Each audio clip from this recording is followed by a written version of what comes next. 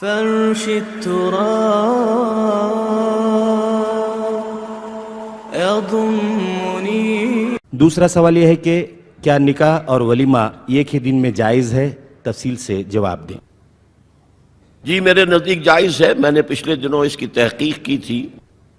تو اس کا عین نکاح کے وقت بھی جائز ہے، اور میرے علم کی حد تک سعودی عرب میں آج کل یہی ہو رہا ہے کہ نکاح کے وقت ہی ایک دعوت ہوتی ہے، لیکن وہ دعوت جو ہے ہوتی تو ہے اس گھر میں جہاں نکاح ہو رہا ہے، لڑکی والا گھر، اس کا سارا خرچہ لڑکے والے برداشت کرتے ہیں، تو اس طرح اس کو ولیمۃ العرس کہتے ہیں۔ وہ یہ ہو سکتا ہے، اگرچہ ہمارے ہاں جو روایت زیادہ ہے وہ یہی ہے کہ کم سے کم شوہر اور بیوی کی ایک ملاقات جو ہے تخلیہ میں ہو جائے، اس کے بعد ولیمہ، لیکن یہ کہ میں نے تحقیق کیا ہے تو معلوم ہوا کہ نہیں جائز ہے۔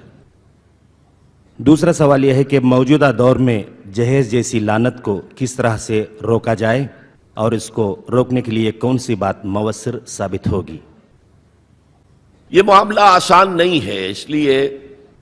ہم نے پاکستان میں بھی جب تحریک شروع کی تو ہمیں معلوم تھا کہ جہیز کو روکنا بہت مشکل ہے، تو میں نے اس کی تو شرط لگا دی تھی کہ جو نکاح مسجد میں نہیں ہوگا میں اس میں شریک نہیں ہوں گا۔ پھر لوگ یہ کرنے لگے کہ نکاح مجھ سے پڑھا لیا مسجد میں جا کر، پھر کوئی دعوت ہوٹل میں کر لی۔ پھر میں نے اعلان کیا جس نکاح کے ساتھ کوئی دعوت ہوگی وہ میں پڑھاؤں گا ہی نہیں، تو ہوتے ہوتے وہ بات آگے جا رہی ہے۔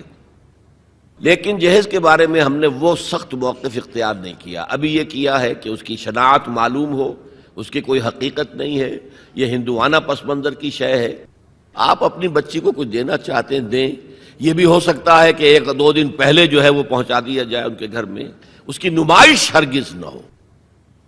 کیونکہ اس سے غرباء کا دل دکھتا ہے۔ آپ کا کوئی شوفر ہوگا، آپ کا کوئی خانسامہ ہوگا، اس کے ہاں ہو سکتا ہے بچی بیٹھی ہو، ہاتھ پیلے نہیں کر سکتا، اور وہ دیکھے یہ جہیز لے کر بیٹی جا رہی ہے ان کی۔ اب آپ مولوی کتنا ہی کہے، تمام مسلمان آپس میں بھائی بھائی ہیں، وہ کہے گا بھائی ہے، یہ بھائی ہے میرا، لہذا یہ محرومی کا احساس نہ پیدا ہو۔ حضور کا حال یہ تھا کہ آپ نے فرمایا صلی اللہ علیہ وسلم اگر تم اپنے بچوں کے لیے پھل لے کر آؤ تو پڑوس میں بھی ضرور بھیجو، اور اگر کسی وجہ سے اتنے نہ لا سکو کہ اپنے بچوں کو بھی کھلا سکو اور پڑوس میں بھی، تو چھلکے اپنے دروازے پہ کبھی نہ ڈالنا کہ پڑوس کے بچے کہیں وہ آج ان کے آم آئے ہیں، آم کھائے انہوں نے، تو اس سے جو احساس محرومی ہوگا وہ در حقیقت ایک منفی جذبہ ہے جو پرورش پائے گا۔